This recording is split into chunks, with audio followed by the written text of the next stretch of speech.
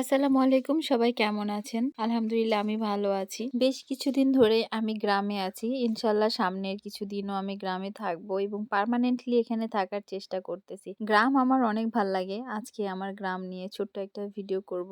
আর সবসময় একটা কথা আমি বলতাম, গ্রামের বাড়িতে কিভাবে যে সময় কেটে যায় এটা আমি বুঝতেই পারি না। সকালবেলা ঘুম থেকে উঠেই একটু জমির দিকে গেলাম। ভাবি জমিতে ছাগল রেখে গেছিল, ওদেরকে একটু দেখছিলাম। এর মাঝে আমার এক বড় ভাইয়া এসে পাকা ধান আমার হাতে দিল। ওই দে ওই ভাইয়া ওই দে পিছে জুক প্যান্টেড ওই পিছে আতা ভালো না ওই পিছে খুব দাদা খোলা দে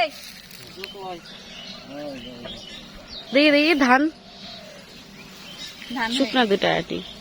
তারপর আমাদের নিজস্ব ভাষায় আমি ভাইয়াদের সাথে একটু কথা বললাম। এর মধ্যে আমার ভাতিজাকে আবার ওই ধানগুলো দিয়ে দিলাম। আসলাম ফুপুদের পাগারের ধারে একটা ছোট্ট জলপাই গাছ হয়েছে, সেখানে ভালোই জলপাই ধরছে। জলপাইগুলো মোটামুটি টেস্ট, তবে অনেক বেশি টক। আমার নানু বাসায় একটা জলপাইয়ের গাছ ছিল, জলপাইগুলো অনেক মিষ্টি ছিল আর এগুলো একটু টক টক ছিল। তারপরে একটু প্যারে নিলাম আর দেখি ভাবি অনেকগুলো খ্যার দিয়ে গেছে, সেগুলো খ্যার একটু নেড়ে চেড়ে দিলাম। আসলাম ছাগল বাচ্চার কাছে, ওদের নাম তোতাপুরি। অ্যাকচুয়ালি ওদের জাতের নাম তোতাপুরি, ওদের নাম না, বাট আমি তোতাপুরি বলি। পরে ওরা আরামে আমার কোলে ঘুমিয়ে গিয়েছিল এবং খুবই দুঃখজনক একটা ব্যাপার, ওদের মা কিছুদিন আগে রাস্তায় অ্যাক্সিডেন্ট করে মারা গেছে, যার জন্য করে ওদেরকে ফিডু খাওয়ানো হচ্ছে। আমার বড় আম্মু ওদেরকে ফিডু খাওয়াচ্ছে। এখন মনে করে আমার বড় আম্মুই ওদের মা। ভাবি মাছ কাটছিল, বড় আব্বু মাছ কিনে পাঠাইছে। দুপুরে রান্নাবাড়ির প্রিপারেশন চলতেছে। আর এই যে দুইটা বাচ্চা কি সুন্দর পাগার ধারে বসে আছে। ইতিমধ্যে বাজলো 12টা, আমাদের খাওয়ার সময় হয়ে গেল। আমরা অনেক সকালে খাই। এখন কিছু মানুষ বলবে 12টার সময় সকালের খাবার খাই। আরে ভাই দাঁড়ান,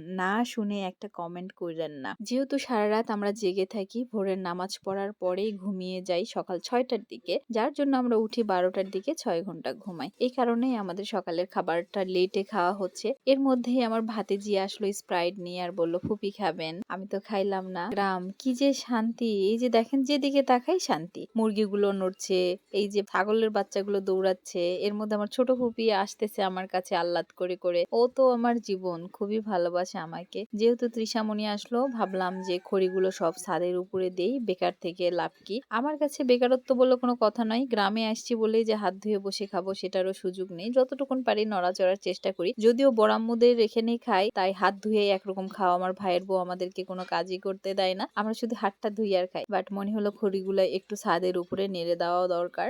কিছুদিন ধরে বাবা আর আমার ভাই অনেক পরিশ্রম করতেছে, তাই তাদের কাজটা একটু হালকা করে দেওয়ার জন্য আমাদের বাসার ছাদের উপরে আসলাম এবং খড়িগুলো নাড়ে দিলাম। ছাদে দেখলাম বড় আম্মু কিছু পুরানো চাল দিয়েছে, সেগুলো একটু নেড়ে চেড়ে ঠিকঠাক করে দিলাম। আর ফুপিদের ছাদে ফুপি ধান নাড়ে দিচ্ছে। অলরেডি আমাদের এদিকে ধান কাটা মারা শুরু হয়ে গেছে, আরো আগের থেকেই শুরু হতো, কিন্তু মাঝখানে বৃষ্টি হওয়ার কারণে ধানগুলো এখন আর পাকছে না এবং এই হঠাৎ বৃষ্টির জন্য ধানের অনেক ক্ষতি হয়েছে। এবার আমি ভাবলাম একটু ভাবির কাজ হালকা করে দিই, তাই সিঁড়ি ঘর থেকে শুরু করে একটু খলাবাড়ি সবকিছু পরিষ্কার করছিলাম। আমাদের বাড়ির খলাতে বসলে সব কিছু দেখা যায়, সামনে পুরো ফাঁকা একটা মাঠ, যার জন্য করে এখানে বসতে খুব ভালো লাগে। এর মধ্যে আমার আরো একটা ভাতিজি কি করতেছে, তালের শ্বাস কাটতেছে আমাকে খাওয়াবে বলে। ওই এক ছোট বাচ্চা, ওই আবার আমাকে খুব আদর করে। দেন আমি তালের শ্বাসগুলো উঠাচ্ছিলাম আর তানিয়া খালি বলছিল, তোমার এত খেয়ে কি হবে ফুপি, আমাকে দাও আমাকে দাও। আর আমি বড়, আমার নাকি খাওয়া হবে না, আমি খাইলে অসুস্থ হব। সেই কথাটা ও পুরো বাড়িতে যে বলছে, জানো সেতু ফুপি সব শ্বাস খাইছে, তাহলে অসুখ হবে না, ওটা তো ছোট মানুষের খাবার। এত পাকনা এই বাচ্চাটা, এত কথা বলে,